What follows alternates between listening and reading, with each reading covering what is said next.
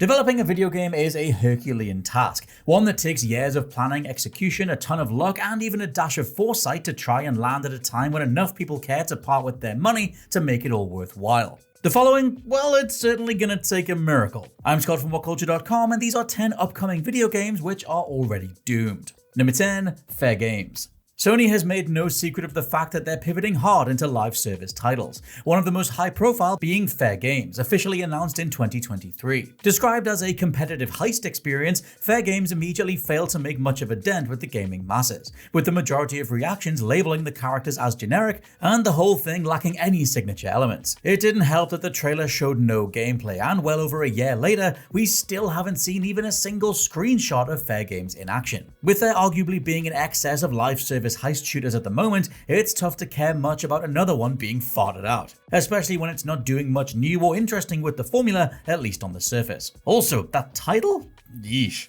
Number 9, The Wolf Among Us 2. As fantastic as the first Wolf Among Us is, this follow-up has so much working against it. First and foremost, it's apparently a direct sequel to a game that released over a decade ago in 2013, and Wolf Among Us didn't exactly have that much staying power back then either. Then there's Telltale's ongoing issues, namely closing down in 2018, being resurrected that very same year, and more recently laying off a large portion of staff due to quote-unquote market conditions. It doesn't paint the most promising picture for the company or their content, but even if The Wolf Among Us 2 lives up to its predecessor, the chasm of time since the original game almost certainly ensures it's headed for commercial oblivion. I would love to be wrong though. Number 8, Lollipop Chainsaw Repop.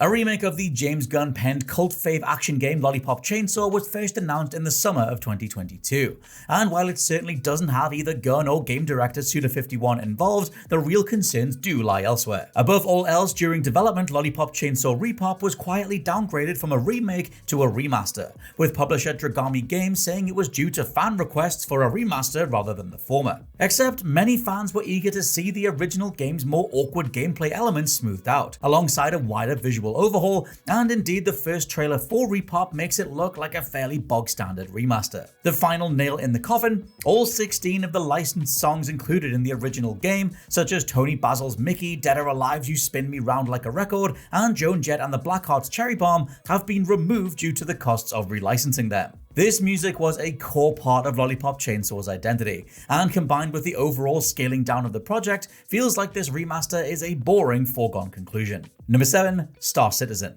What can even be said about Star Citizen at this point? The mega ambitious space trading and combat sim was announced back in September 2012, and as of May 2024 has amassed an eye-melting $700 million in crowdfunding. For context, that's over $250 million more than the budget for the most expensive movie of all time, Star Wars The Force Awakens. And yet, despite originally being set for a 2014 release, Star Citizen still isn't out 12 years later, with journalists and fans alike criticizing some evidently poor management, while others are going so far as to call it a scam. The point, regardless, is that Star Citizen will likely never be able to live up to such astronomical levels of hype, due to both the absurd production timeline and utterly ridiculous budget Cloud Imperium Games is working with. Star Citizen will probably come out one day, but considering how far gaming has moved on since 2012 and how destructive repeatedly adding features and overhauling design can be to a game's development, many backers and newcomers alike will no doubt be underwhelmed. Number 6, Beyond Good and Evil 2. Beyond Good and Evil 2 was first announced in 2008, after which Ubisoft went radio silent for the better part of a decade. It was reintroduced at E3 2017, but over 7 years later, it still isn't out. Development updates began to dry up soon after the E3 re-reveal, and production has been beset by a number of issues, namely the departure of original director Michel Ancel in 2020 amid accusations of a toxic management style, and the sudden death of creative director Emile Morel in 2023. By 2022, Beyond Good and Evil 2 had overtaken Duke Nukem Forever as the longest in-development video game in history, and though Ubisoft recently confirmed it was still in the works, dropping a 20th anniversary version of the original to remind everyone what the franchise even is, it doesn't exactly instill much optimism. Even if this does come out, it's likely that such a ludicrously long development cycle results in an open-world game that feels overwhelmingly dated. Few fans of the original needed a Beyond Good and Evil sequel to be such an ambitious expansion in the first place, and given that the first game was itself a sales flop, it's tough to imagine an outcome where this long-belated sequel is a commercial success. Number 5, Vampire the Masquerade Bloodlines 2.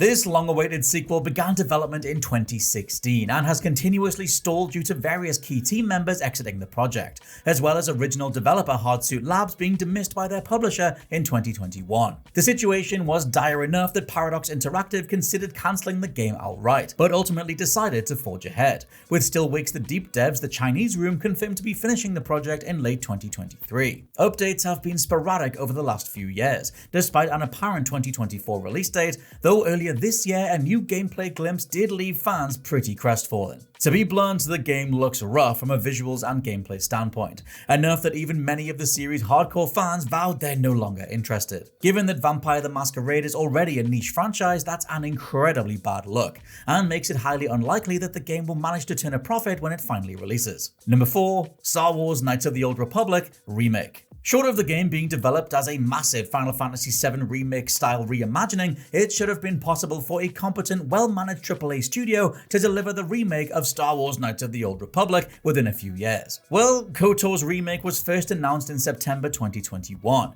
and while 3 years is by no means a concerning amount of time for a game to be in development, the fact we haven't seen a single glimpse of gameplay since said announcement certainly is. Moreover, there have been numerous reports of the game's strained development, with original developer Aspyr firing several prominent team members, after which Aspyr were replaced by Saber Interactive. As such, it wasn't hugely surprising when insider Jeff Grubb claimed that the remake was effectively dead in late 2023.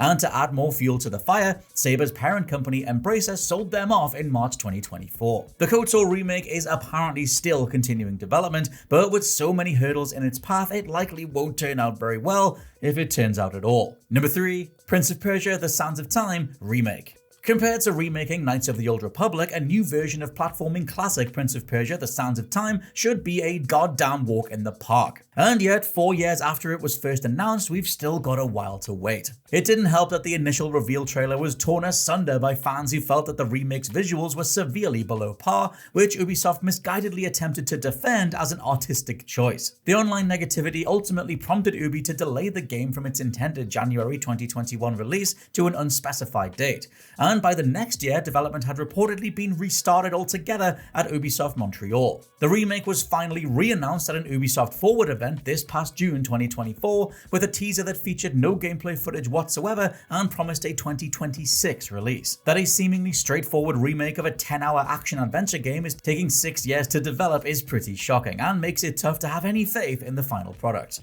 Number 2. Concord. Sony's next big attempt to break into the live service gaming space that even they have all but given up on marketing, it sure looks like Concord is cooked before it even hits storefronts. The formal gameplay unveiling back in May went down like a lead balloon, with many disappointed that the glossy opening cinematic teed up a rather generic-looking Overwatch clone rather than a story-driven single-player game. But there was every possibility for Concord to prove the haters wrong, and carve out a niche for itself in the competitive online shooter space. Sadly, that all went horribly wrong when the game's recent open beta peaked at just 2,388 concurrent players. At least that's over on Steam, less than 10% of what the divisive Overwatch 2 pulls in every day. The beta's low uptake signals a complete lack of interest in Concord overall, a game that, whilst having solid enough shooting mechanics, can't escape a Disney-fied tone and stock hero shooter tropes across the board. On top of all this, Concord is a paid experience, which damn near guarantees it'll flop at retail given those free beta numbers. And number 1, Little Devil Inside.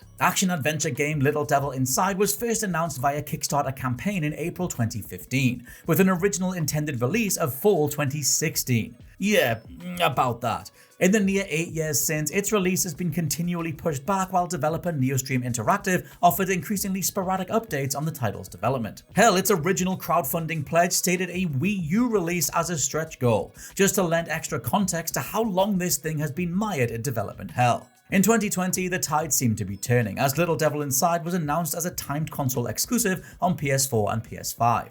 But earlier in 2024, after much speculation about the game being cancelled, Neostream piped up again to deliver another concerning update. They confirmed that not only had the team been downsized, but they're currently in discussions with publishers about Little Devil Inside's release at all, seeming to suggest that their initial deal with Sony has now lapsed, likely due to the game's insane development time. Little Devil Inside is certainly a game to root for, but this feels like a textbook case of a developer biting off more than they're capable of chewing, no matter how much time they have.